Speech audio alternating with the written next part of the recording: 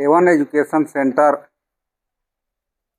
Tuition class में जो भी बच्चे आए हैं, हमारे गार्जियन आए हैं, माताएं बहनें आए हैं।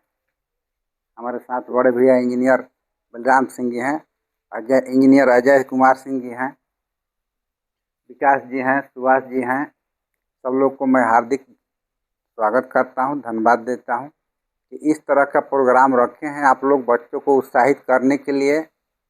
अब बच्चों, आज की दौर में चाहे कोई भी बिजनेस हो, धंधा हो, जो शिक्षा में आगे रहेगा वही धंधा भी करेगा, वही व्यवसाय भी करेगा, वही लोग आगे बढ़ेगा। मतलब कहा जाएगा कि शिक्षा वो शेरनी की दूध है, जो जितना पिएगा, जो जितना मेहनत करेगा, उतना दहाड़ेगा, उतना अच्छा रैंक पाएगा। तो हम लोगों को तो इधर किसान वर्ग से आते हैं, सब लोग का अभाव है। किसी का पैसे का अभाव है, किसी को जाने आने का अभाव है, किसी को अच्छा कोचिंग सेंटर में जाने का अभाव है। फिर भी जिस प्रकार से ये मुहिम चला रहे हैं हमारे अजय जी, बहुत अच्छी बात है, सराहनीय बात है कि जिसका जो लड़का को अभाव लग रहा है कि हमको कॉपी खरीदने का पैसा नहीं है, ट्यूशन करने की पैसा नहीं है, मेहनत करेगा वो लड़का आगे बढ़ेगा, उसको समाज से भी मदद मिलेगा। हमारे जो समाज में बुद्धिजीवी लोग हैं वो लोग भी आप लोगों को मदद करेंगे, सरकार भी आप लोगों को मदद करेगी। अभी सरकार भी आप लोगों को देती है, पढ़ने में पैसा की असुविधा ना हो इसलिए 4 लाख की लोन भी देती है। यही बात कह करके धन्यवाद।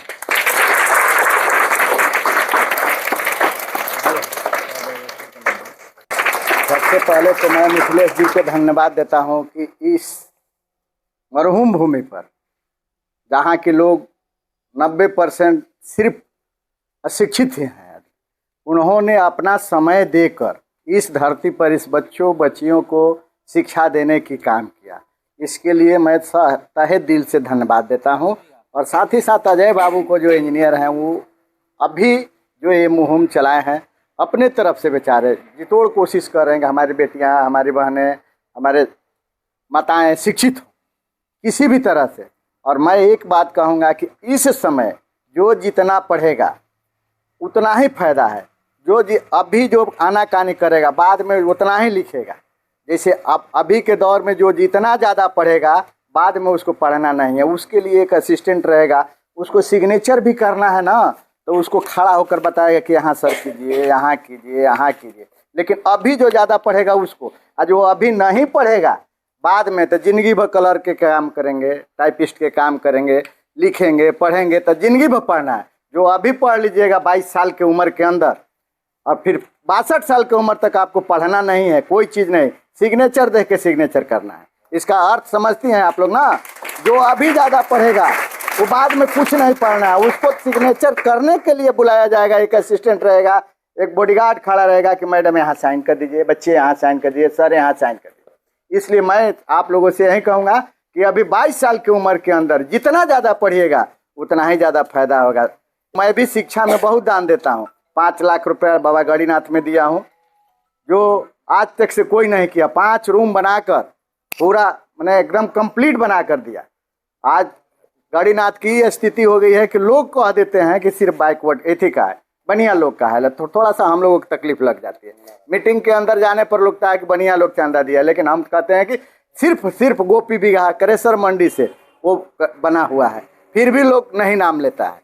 लेकिन हम लोग भी शिक्षा के अनुसार हैं, और आप लोगों को जो घटेगा बढ़ेगा हम भी मदद करने के लिए तैयार हैं। और ये ऐसा जगह आप लोग ने जो भी मानी कि बोलिए सींच कर या कुछ कर ऐसा जगह बनाए कि टॉप रैंक देने का काम आप लोग किए, बच्चे को संभाल कर पढ़ा कर।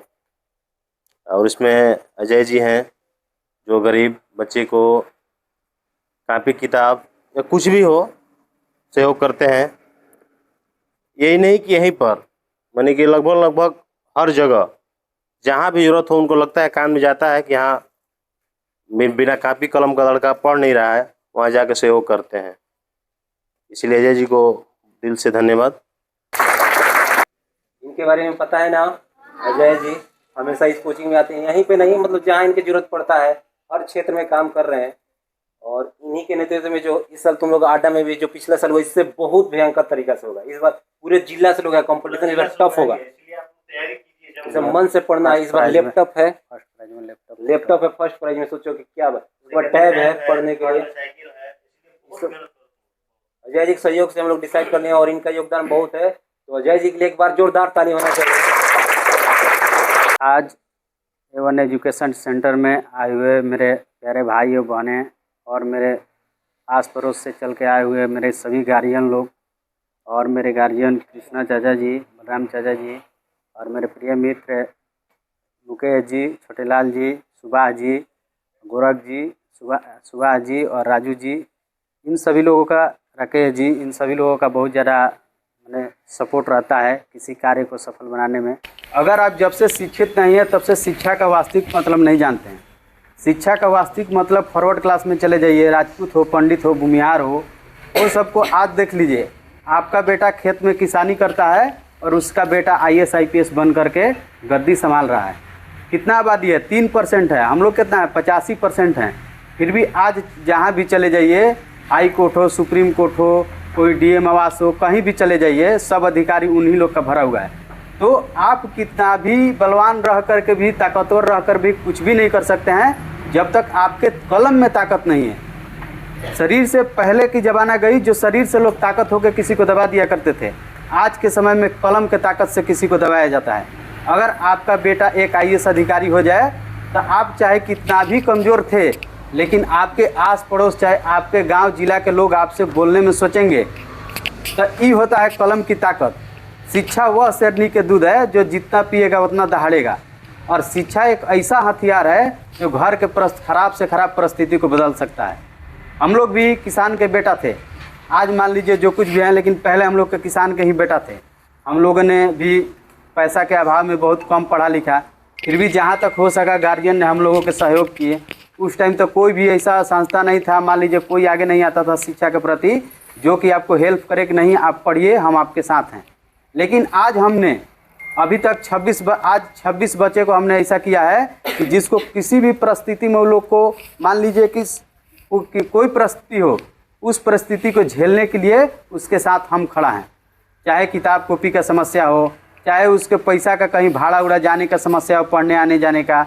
बाकी यहाँ के मैं सबसे ज़्यादा धन्यवाद देता हूँ मिथिलेश जी, सुभाष जी, राजू जी को, जिन्होंने इस कोचिंग में इस तरीके के बच्चे को, असहाय बच्चे को निःशुल्क पढ़ाते हैं। देखिए ये भी एक, मान लीजिए इन लोग का भी बहुत अच्छा विचारधारा है कि जो बच्चे के मान लीजिए आर्थिक स्थिति खराब है। हमने बहुत सारे बच्चे के देखा है अपने समय में, जब हम लोग पढ़ते थे। एक दो ऐसा बच्चा था जो बहुत तेज़ था पढ़ने में, लेकिन उसके पिता नहीं थे, उसका आर्थिक स्थिति दयनीय था। आर्थिक स्थिति दयनीय होने के कारण वो पढ़ नहीं पाया। आज के डेट में एक पेट्रोल पंप पे रहता है और एक MR के काम करता है। बहुत ज़्यादा स्कूल टॉपर था वो लोग पढ़ने में, लेकिन अगर परिस्थिति के अनुसार अगर आपको सहायता न मिले और मार्गदर्शन न मिला तो आप हमेशा मंजिल से बिछड़ जाइएगा। मंजिल उसी को मिलती है जिसका सही सलाह होता है। जाना है मान लीजिए हमको सासाराम, और सासाराम जाना है, यहाँ से अगर हम किसी से न पूछें कि हमको सासाराम कैसे जाना है, तो आप जाइए तो गा, लेकिन कहीं रास्ता मिलेगा तो वहाँ सोचिएगा कि ये वाला जाएगा कि ये वाला जाएगा, तो वहाँ मन में सस्पेंशन पैदा हो जाता है। इसीलिए सलाह बहुत ज़रूरी है अपने सीनियर लोगों से। और सलाह अक्सर उस इंसान से मत लीजिए जो सफल है। सफल इंसान कबो आपको सफल उतना जल्दी नहीं बना सकता है जितना कि आपको असफल बना सकता है। असफल के पास सफल से दोगुना अनुभव होता है, क्योंकि वो बहुत चीज़ करने के बाद असफल है, बहुत कठिनाई और परिश्रम झेलने के बाद असफल है, तो उनके पास तजुर्बा बहुत ज़्यादा होता है असफल इंसान के पास।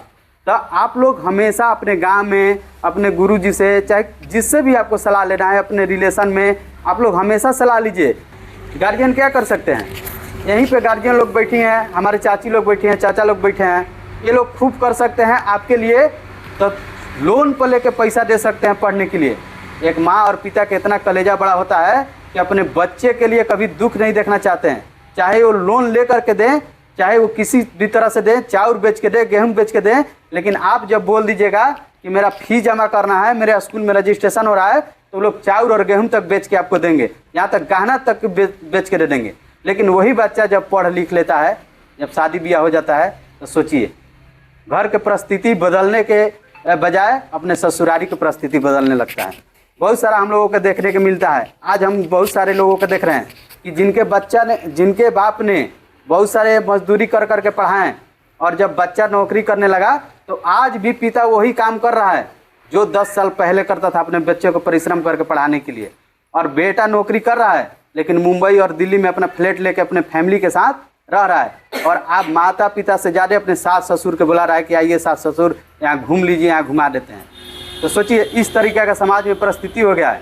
तो मैंने पिता एक पिता होते हैं, हम लोगों का फर्ज बनता है कि जब पिता ने हमें कष्ट करके पढ़ाएं तो जितना सुविधा पिता हमें दिए हैं उतना ही सुविधा जब हम कमाने लगें तो उससे दोगुना सुविधा पिता के देने के लिए कोशिश कीजिए आप लोग, तभी जाके समाज बदलेगा और गार्जियन के मान सम्मान बदलेगा। देखिए, हम लोगों ने ऐसा मुहिम चलाया है। मुझे क्या ज़रूरत है बताइए? मुझे कुछ ज़रूरत है? समाज के बच्चा पढ़े ना पढ़े, किसी गरीब का बच्चा पढ़े या ना पढ़े, मुझे क्या दिक्कत है? हम अपना खा रहे हैं, पीन रहे हैं, 4 व्हीलर से घूम रहे हैं, कमा रहे हैं अच्छा खासा, कोई हमें दिक्कत है? दिक्कत नहीं है। दिक्कत हमें इस बात की है कि जिस परिस्थिति से हम लोगों ने गुजरा है उस परिस्थिति को हम लोग को बदलना है। मेरे वजह से अगर किसी गरीब का बच्चा अगर पढ़ के आज नौकरी ले लेता है तो मुझे भेटाएगा तो कुछ देगा नहीं, और उसका 1 रुपया हम खाएंगे भी नहीं। हम उसको खिला सकते हैं लेकिन ये एहसान तो वो ज़रूर मानेगा कि हम किसके बदौलत पढ़ के आज नौकरी लिए हैं। मान लीजिए कि हम 100 बच्चा का अगर पढ़ा लिखा कर और कुछ करवा दें तो अगर एक बच्चा अगर 10 बच्चा के पढ़ाई लिखाई के खर्चा दे तो सोचिए कि 1000 बच्चा हो जाएगा ना। तो समाज की परिस्थिति ऐसा ही सुधरेगा। बहुत सारे लोग हैं कमाते हैं, अगर उससे 1 रुपया बोलिएगा, आपके रिलेशन के ही लोग होंगे। अगर आप 100 रुपये मांग लीजिए, 5000 रुपये मांग लीजिए, अगर कर्जा के रूप में मांग लीजिए, तो आपके 10 दिन के बाद 50 साल ही फ़ोन करेंगे, और पैसा नहीं दीजिएगा तो वहाँ तक कि झगड़ा झंझट के भी नौबत आ जाएगा और आपसे गुस्सा भी हो जाएंगे, आपसे रिलेशन भी खराब हो जाएगा। तो हम लोग समाज में बहुत निचले स्तर से उठे हैं और समाज में रह कर के ही समाज के बहुत सारी बातों से सीखे हैं, बहुत सारे गार्जियन लोगों से सीखे हैं। तो हम लोगों का एक चाहत है, मेरा एक सपना है कि मेरा बहुत बड़ा कोचिंग सेंटर हो और उसमें निःशुल्क बच्चा पढ़े, और 100 बच्चा का टारगेट है मुझे, और उस बच्चा के इस तरह का पढ़ाई देना है कि आम बच्चा से वो अलग दिखेगा। जिसको फ्री में पढ़ाया जाएगा उसे आम बच्चा से अलग दिखा करके हम लोग समाज के एक मैसेज देंगे कि देखिए, पैसा से पढ़ाई नहीं होता है, जज्बा से पढ़ाई होता है। आपके पास जज्बा होना चाहिए। पैसा, मान लीजिए आपके घर से बहुत सारा पैसा मिलता है, जिसके घर से बहुत सारा पैसा मिलता है उसका बच्चा देखिएगा एकदम, माने ये आपको गारंटी दे रहे हैं, उसका बच्चा उतना ना पढ़ पाता है और रास्ता ट्रैक चेंज करके वो अपना भविष्य को ख़राब कर लेता है। तो ज़्यादा पैसा भी बच्चों के लिए हानिकारक है। पैसा बच्चा को उतना ही चाहिए जितना में बस भाड़ा मिल जाए, स्कूल जाने के लिए, खाने के लिए मिल जाए, कॉपी किताब के लिए मिल जाए, आपके कपड़ा लत्ता पहनने के लिए मिल जाए। अगर ज़्यादा पैसा मिलने लगेगा तो आपका मन ज़्यादा भटकने लगेगा।